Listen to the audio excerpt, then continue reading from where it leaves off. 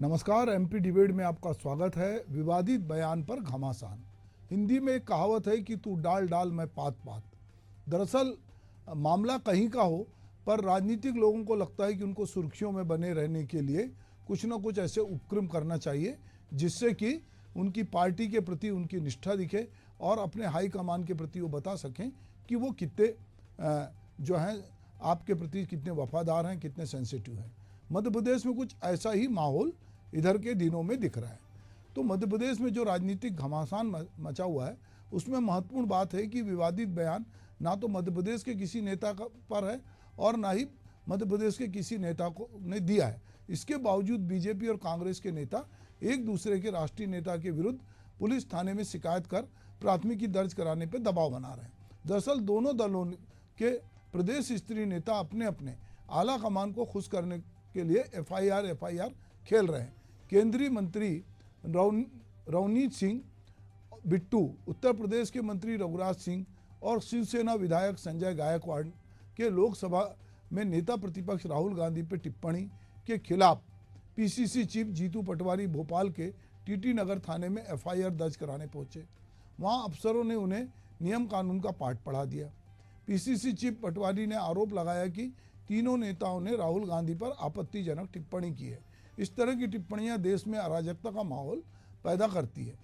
इसके बाद बीजेपी अध्यक्ष विष्णु शर्मा जो हैं वो भी क्राइम ब्रांच में पहुंचकर उन्होंने राहुल गांधी के खिलाफ प्राथमिकी दर्ज कराने के लिए आवेदन दिया। बीजेपी का आरोप है कि राहुल गांधी ने विदेश में जाकर देश का अपमान किया। शब्दों की ताकत होती है, मर्यादा के बीच बीजेपी और कांग्रेस के आला नेता जो है थानों के चक्कर काट रहे हैं, एक दूसरे के खिलाफ एफआईआर की राजनीति की रोटी सेक रहे हैं। इस पर हम चर्चा शुरू करें। इसके पहले देखते हैं कि इस बारे में नेतागण क्या कुछ कह रहे हैं। माननीय प्रधानमंत्री नरेंद्र मोदी जी के खिलाफ राहुल गांधी जी ने देश के अंदर विदेश के अंदर भारत के प्रधानमंत्री सबसे बड़े संवैधानिक पद पर रहने वाले व्यक्तित्व के खिलाफ एक बार नहीं कई बार आज माननीय राष्ट्रीय अध्यक्ष जी ने जेपी नड्डा जी ने कांग्रेस के अध्यक्ष को पत्र लिखा है कि 100 बार भारत के प्रधानमंत्री को किस प्रकार से राहुल गांधी ने गालियां दी हैं, किस प्रकार से देश के संवैधानिक पद पर बैठे हुए व्यक्तित्व का अपमान किया है और किस प्रकार से भारत के बाहर जाकर भारत के प्रधानमंत्री का भारत का अपमान किया है, देश की सेना का अपमान किया है। सर्जिकल स्ट्राइक में जो सैनिक अपनी जान पर खेल करके भारत माता की रक्षा करता है, उनसे राहुल गांधी पूछते हैं इसका प्रूफ क्या है। भारतीय कांग्रेस कमेटी के पूर्व अध्यक्ष लोकसभा सांसद राहुल गांधी जी नेता प्रतिपक्ष हैं।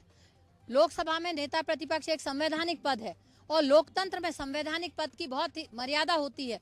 लेकिन जिस तरह से भाजपा के सांसद, मंत्री, विधायक और उनके समर्थित दलों के मंत्री आज बयानबाजी कर रहे हैं, वो बहुत ही निचले दर्जे की है, निकृष्ट है।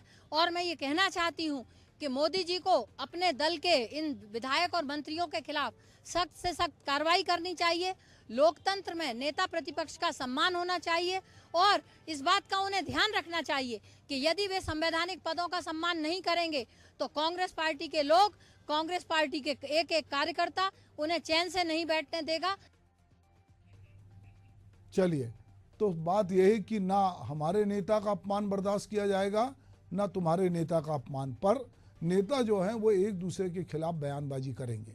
राहुल गांधी पहली बार अमेरिका यात्रा पे नहीं गए थे, राहुल गांधी इसके पहले भी गए। राहुल गांधी बहुत सारे मंचों से सरकार के कामकाज की आलोचना करते हैं, लगातार आलोचना कर रहे हैं और उनके इस आलोचना के कारण एक बार उनको जो है लोकसभा की सदस्यता से भी जाना पड़ा। बाद में वो सुप्रीम कोर्ट से जीत कर आए। बहुत लंबी कहानी है, पर वो नेता प्रतिपक्ष हैं और उनके अपने बोलने के तौर तरीके हैं। उन्होंने अमेरिका दौरे में ऐसा क्या कहा, कितने लोगों ने उनका भाषण सुना। जो लोग इस पर प्रदर्शन कर रहे हैं वो लोग अगर पार्टी से आहत हुए, निश्चित रूप से अपने अपने नेता को लेकर लोगों को उनके मन में बहुत उनकी इज्जत होती है। उनको लगता है कि हमारे नेता के साथ इस तरह की बातचीत नहीं होनी चाहिए। तो चलिए इस मुद्दे पर हम सुनते हैं कि कांग्रेस के प्रवक्ता क्या कह रहे हैं, भाजपा के प्रवक्ता क्या कह रहे हैं और हमारे अपने स्वतंत्र पत्रकार जो हैं वो इसको किस तरह से देखते हैं। तो हमारे साथ इस पूरी बातचीत में राजेंद्र सिंह जी हैं, बीजेपी के प्रवक्ता, मैं उनका स्वागत करता हूं। हमारे साथ अमित तावड़े जी हैं, कांग्रेस के प्रवक्ता, उनका भी स्वागत है। और मेरे सहयोगी राकेश शर्मा हैं, उनका भी स्वागत है। तो सबसे पहले राजेंद्र सिंह जी, हम आपके जो भाजपा के अध्यक्ष हैं वो थाने पहुंचे और उन्होंने कहा कि राहुल गांधी ने अमेरिका में जो प्रधानमंत्री की आलोचना की और 100 बार वो ऐसा कह चुके हैं, राष्ट्रीय अध्यक्ष ने भी पत्र लिखा है और उसको लेकर जो है वो एफआईआर दर्ज कराने के लिए, चूंकि सरकार बीजेपी की है तो अगर प्रदेश अध्यक्ष जाते हैं तो निश्चित रूप से उसको बहुत गंभीरता से लिया जाएगा। तो ये क्या भोपाल में एफआईआर के क्या मायने हैं और क्या ये केवल इसलिए कि हम पूरे देश में बताना चाहते हैं कि आप हमारे देश के प्रधानमंत्री, हमारे नेता के खिलाफ यदि अमेरिका में बोल रहे हैं अब तो, या कहीं भी बोल रहे हैं, तो हम इसको बर्दाश्त नहीं करेंगे। जी, बात सिर्फ प्रधानमंत्री जी की नहीं है, ये 140 करोड़ लोगों की मान, सम्मान और स्वाभिमान की बात है।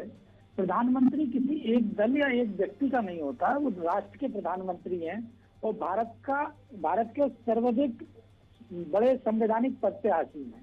अगर उनके खिलाफ राहुल गांधी गलत भाषा का उपयोग कर रहे हैं तो सिर्फ प्रधानमंत्री जी की व्यक्तिगत, नरेंद्र मोदी जी की आलोचना नहीं, भारत के प्रधानमंत्री की आलोचना है जो देश के 140 करोड़ जनता का अपमान माना जाएगा। दूसरी बात, राहुल गांधी जी विदेश गए, आपने भी देखा, हमने भी देखा, वहां वो किन लोगों से मिल रहे थे? गुलाम कमर जैसे लोगों से मिल रहे थे जो भारत के खिलाफ साजिश रचता है, जो खालिस्तान की बात करता है, जो प्रत्येक कश्मीर बनाने की बात करता है। आप उनसे मिलते हो तो राष्ट्र का अपमान नहीं हो रहा है क्या? तो ये कहीं ना कहीं, और जो अभी मैं सुन रहा था हमारी बहन विवाह जी को, वो आपके टीवी पर जो अपना वर्जन दे रही थी कि लोकतांत्रिक पद पर हैं, संवैधानिक पद पर हैं, तो ये तो राहुल गांधी को, मैं निश्चित तौर पर उनसे सहमत हूं कि राहुल गांधी को अब मैच्योरिटी लानी पड़ेगी। वो सिर्फ एक सांसद नहीं है, वो अब नेता प्रतिपक्ष के रूप में भारत के संविधान के अंदर जो नेता प्रतिपक्ष का दायित्व है उसको समझें कि वो एक संवैधानिक पद पर हैं, तो उस संवैधानिक पद की मर्यादा का पालन करें और उस हिसाब से बात करें कि किस तरीके से उनको, अगर देश के अंदर राजनीतिक दलों के बीच में मतभेद होना स्वाभाविक है, लेकिन उन मतभेदों के कारण आप विदेशी ताकतों को मजबूत करने की बात करते हो या बाहर जाकर देश की अस्मिता की बात करते हो कि वहां सिख कड़ा नहीं पहन पाएगा, वहां सिख पगड़ी नहीं पहन पाता। ये कौन से, आप भारत में रह रहा हो, भारत की बात करिए। यहाँ समान अवसर नहीं है वो कहते हैं, यहाँ भारत के अंदर वो कहते हैं कि भारतीय जनता पार्टी आरक्षण खत्म कर देगी और विदेश में जाके खुद ही कह रहे हैं कि अगर हमारी पार्टी आई तो हम आरक्षण बंद खत्म कर देंगे। तो ये दो मुही बातें और गैर जिम्मेदाराना बातें करना एक नेता प्रतिपक्ष के रूप में उन्हें शोभा नहीं देता। जहां तक डीडी शर्मा जी ने आज जाकर जो क्राइम ब्रांच में कहा है, उन्होंने राष्ट्रीय अध्यक्ष जी के पत्र का भी हवाला दिया कि ये लगातार जो 100 गलतियों की बात हो रही है, तो हम पौराणिक रूप से भी इस बात को जानते हैं कि एक गलती, दो गलती, कई बार रहता है कि 9 सीखें हैं राजनीति में, ठीक है हो गई गलती। उन्हें कई बार सार्वजनिक रूप से माफी मांगनी पड़ी राहुल गांधी को, अपने बयानों के लिए, अपने कृत्य के लिए उन्हें कोर्ट तक में माफी मांगनी पड़ी है। तो आखिर अब उन्हें ये मैच्योरिटी लानी पड़ेगी कि वो एक नेता प्रतिपक्ष के रूप में भारतीय लोकतंत्र के एक संवैधानिक पद पे हैं। तो इस बात का उन्हें ध्यान रखना चाहिए कि अगर आप विदेश में जा रहे हैं तो वहाँ क्या बोलना है, क्या नहीं बोलना है। ठीक है राजेंद्र जी, मैं आपको यहाँ रोकूंगा। उनको ध्यान रखना चाहिए, उनको कोर्ट में भी माफी मांगी, पर यहाँ पर जो चुना हुआ मंत्री है, सांसद है, वो कह रहा है कि जो उनकी जीप काट के लाएगा उसको 10 लाख रुपए में इनाम दूंगा। तो ये कौन सा तालिबानी वक्तव्य है जिसको की सराहना की जानी चाहिए? नहीं, सराहना किसी ने नहीं की। सराहना कौन कर रहा है? नहीं, मतलब ये इतनी, मतलब ऐसे कैसे हिम्मत होती है कि डेमोक्रेसी में कि आप किसी के, मतलब जैसे फतवा जारी होते हैं, आतंकवादी करते हैं, उस तरह से लोग फतवे जारी कर रहे हैं। जी, मैं वही कह रहा हूँ कि ये तात्कालिक रोष हो सकता है उनका, और निश्चित तौर पर उससे पार्टी ने ये नहीं कहा कि उन्होंने सही कहा। तात्कालिक रोष होता है जब वो देश के खिलाफ, भारत के खिलाफ साजिश करने वालों के साथ खड़े दिखेंगे, उनके लिए बात कर रहे हैं, उनसे गलबलिया कर रहे हैं, तो हो सकता है उनका तात्कालिक रोष उस पे उन्होंने बोल गए हों। लेकिन तात्कालिक रोष पे हम कह रहे हैं कि उनका कहना भी अगर इस तरह का बयान दिया तो उससे पार्टी की लाइन सहमत तो नहीं है। लेकिन राहुल गांधी जी का जो वक्तव्य है और जो उनके क्रियाकलाप है, उसके लिए तो उन्हें माफी मांगनी पड़ेगी देश से।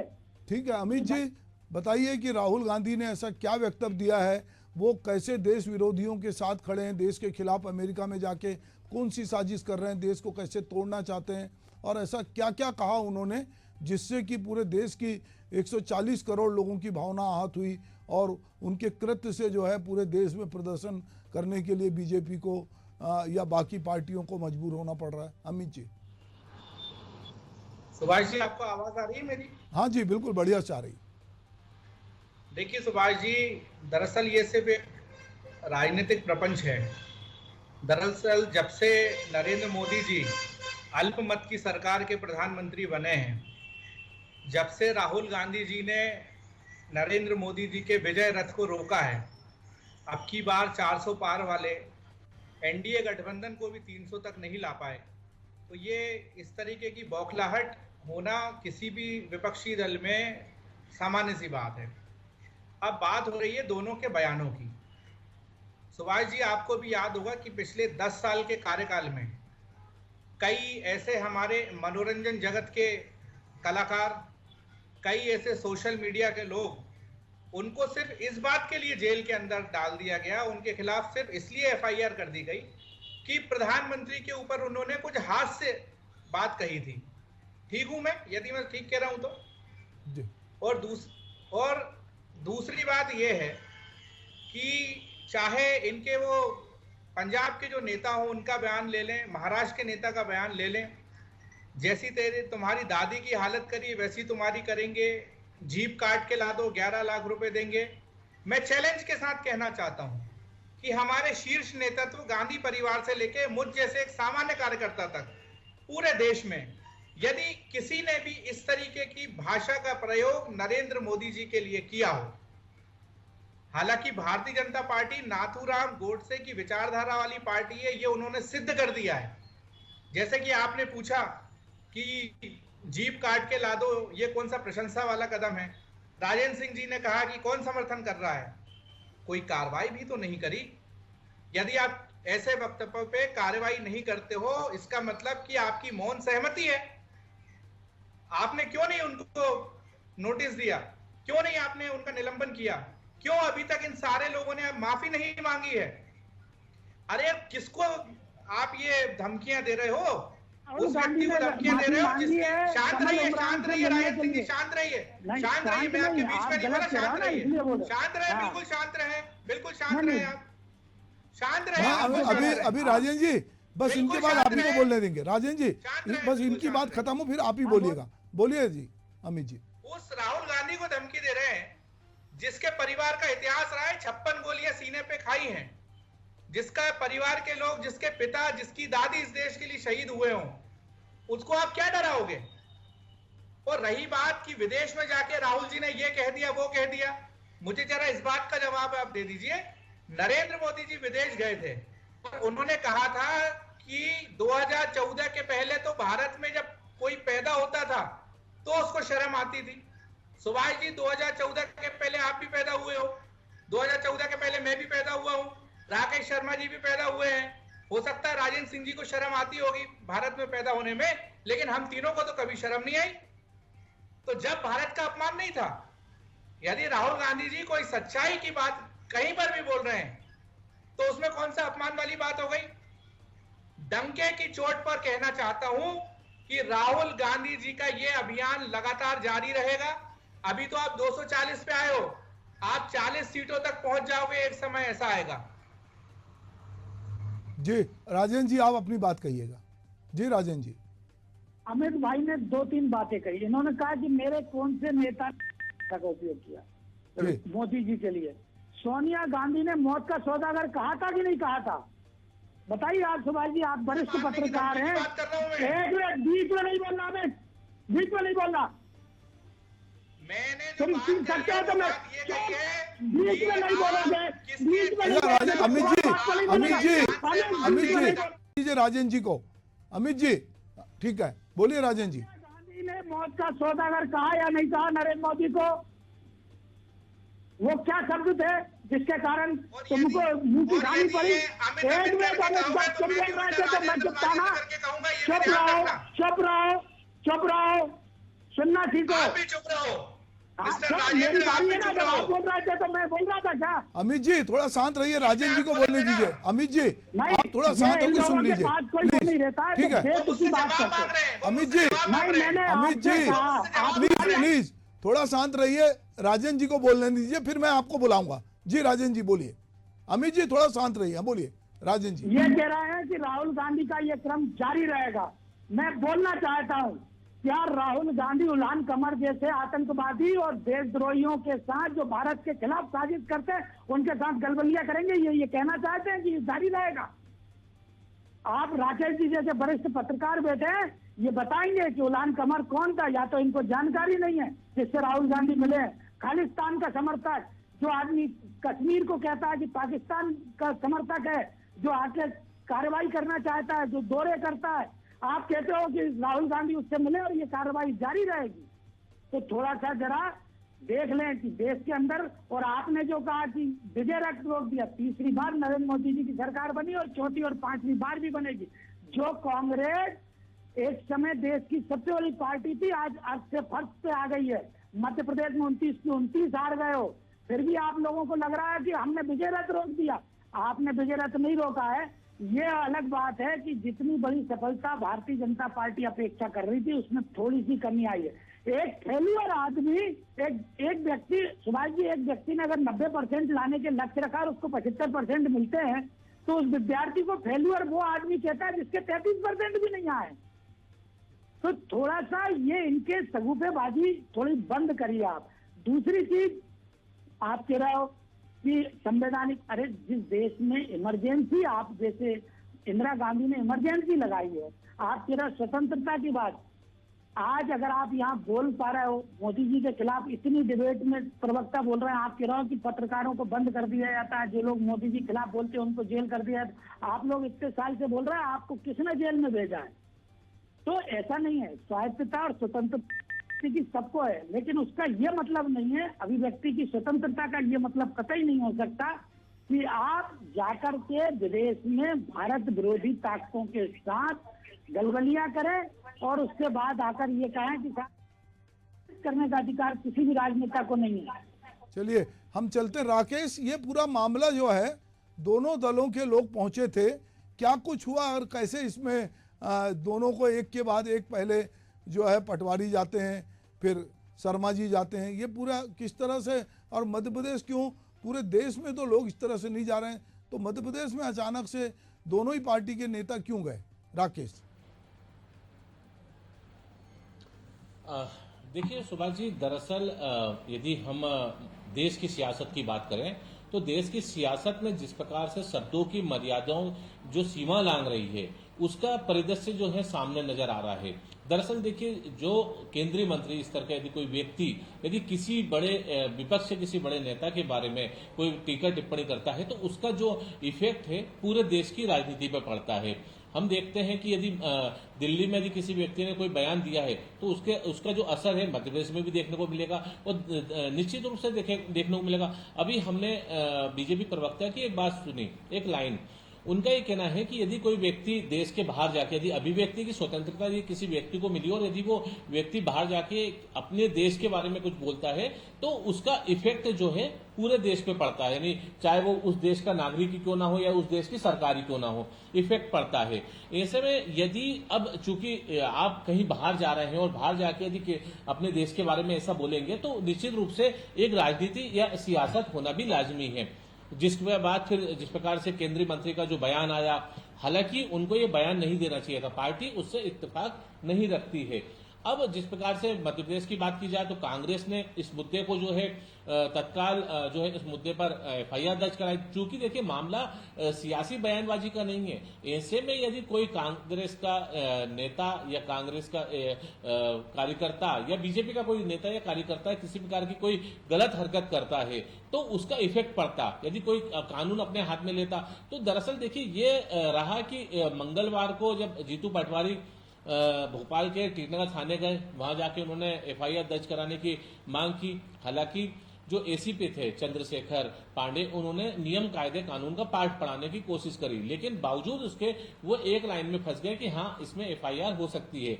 बावजूद इसके उस समय एफआईआर, कांग्रेस की एफआईआर दर्ज नहीं हुई। उसके बाद चूंकि अब सियासत होती है तो उसका असर भी मैंने कहा कि आगे देखने को मिलता है। आज गुरुवार को जो है भोपाल के क्राइम ब्रांच में विष्णुदत्त शर्मा गए। देखिए आग जो है दोनों तरफ से लगी है, चाहे इधर से या उधर से, क्योंकि जो सियासत में जो बयानबाजी का जो दौर शुरू हुआ है वो लोकसभा चुनाव के चुनाव प्रचार के दौरान देखने को मिला गया था। वो अभी जैसे जिस प्रकार से कांग्रेस के प्रवक्ता ने कहा कि सोनिया गांधी ने नरेंद्र मोदी को मौत का सौदागर कहा, बिल्कुल कहा था उस समय, चूंकि चुनाव प्रचार में जिस प्रकार से दोनों ही पार्टियां एक दूसरे पर एलिगेशन लगाते हुए एक दूसरे से आगे बढ़ने की कोशिश कर रही थी। देखिए सियासत में यदि इस प्रकार की बयानबाजी आती है तो उसका असर जो है आम जनता पे पड़ता है और जनता दोनों ही पार्टियों की तुलना करने लगती है सर। तो ऐसे में देखना होगा कि ये जो बयानबाजी हो रही है कहीं इसका असर आम जनता के ऊपर तो नहीं पड़ रहा, आम जनता की नजरों में क्या इमेज बन रही है, ये तमाम चीजें देखने को मिलती है। हालांकि देखिए बयानबाजी शुरुआत हुई थी केंद्रीय मंत्री के बयान से, लेकिन उसके पहले यदि बात की जाए तो राहुल गांधी ने जो बयान दिया था उसके ऊपर सियासत जो है हुई और उसके बाद जो है बड़े नेताओं ने, बीजेपी के बड़े नेताओं ने अपनी प्रतिक्रिया दी। देखिए ये होना लाजमी है, लेकिन इसमें अफसरशाही भी पिस रही है। मेरी आज एक अधिकारी से बात हुई, उनका ये कहना है कि जिस प्रकार से राजनीति हो रही है ये गलत राजनीति हो रही है। एक दूसरे के आप खिलाफ आवेदन करने के लिए आप जो है थाने आ जाते हैं, वहां एफआईआर कराने के नाम पे काफी समय जो है राजनीति होती है और ऐसे में जो उनका जो मूल काम होता है वो पिछड़ जाता है। तो ये एक अफसरशाही का, ये खुद एक अधिकारी का कहना है। तो ऐसे में निश्चित रूप से मेरा मानना यह है कि जो राजनीति हो रही है उस पर विराम लगना चाहिए और जिस व्यक्ति ने यदि राहुल गांधी के खिलाफ कोई टीका टिप्पणी करी है तो उससे पार्टी इत्तेफाक नहीं करे तो उनको माफी भी मांगना चाहिए। जी चलिए ठीक है, आपने बहुत अच्छी बात कही। मैं राजेंद्र जी और अमित जी आपसे एक एक लाइन में चाहूँगा कि जो भी हम चुनाव एक होता है, चुनाव में बहुत बारे तरह की बातचीत होती है, पर वो चुनाव होता है। चुनाव के बाद जब सब अपने अपने काम में लगते हैं तो वो उनसे ये उम्मीद की जाती है कि वो ऐसी कोई बात ना करें कि देश का माहौल उससे बिगड़े। अब चूंकि राहुल गांधी अमेरिका यात्रा में गए, अमेरिका यात्रा के दौरान उन्होंने किससे क्या मिला, यदि वो राष्ट्र विरोधी तत्वों से मिल रहे थे तो सरकार बहुत सक्षम है कि उनको हिंदुस्तान आके गिरफ्तार भी कर सकती है कि राष्ट्र विरोधी गतिविधियों में संलग्न है। यदि उनके बयान ऐसे हैं कि जिस पे आपत्तिजनक है तो उनको लोकसभा में भी घेरा जा सकता है और बीजेपी उनको कई मोर्चे पे घेर सकती है। ये अभी बहुत सारे चुनाव भी होने वाले हैं, उसमें भी ये बात हो सकती है। पर ये बात होती कि अगर लोकसभा के भीतर बात हो, ये बात हो कि कहीं हो, पर अब ये बात दूसरे नेताओं ने, जैसा कि राजेंद्र जी ने कहा कि उससे पार्टी इत्तेफाक नहीं रखती, जिन लोगों ने बयानबाजी की है वो कोई पार्टी का स्टैंड नहीं है। तो मुझे लगता है कि चाहे बड़े नेता हों चाहे छोटे नेता हों, सबको इस बात से बचना चाहिए कि इसका असर कहीं, जैसा कि राकेश कह रहे थे कि सरकारी कामकाज पे भी पड़ता है, नीचे के कार्यकर्ताओं पे भी पड़ता है। तो ऐसी कोई बात, मुझे लगता है कि कबीर की बानी हमको याद रखनी चाहिए कि ऐसी बानी बोलिए कि मन का आपा खोए औरन को शीतल करे, आप अहू शीतल होए। तो इस तरह की बयानबाजी ना हो और इस तरह की जो कुछ भी घटनाएं हो रही है वो ना हो। आप लोग मेरे साथ इस डिबेट में जुड़े, आपका बहुत बहुत धन्यवाद। नमस्कार।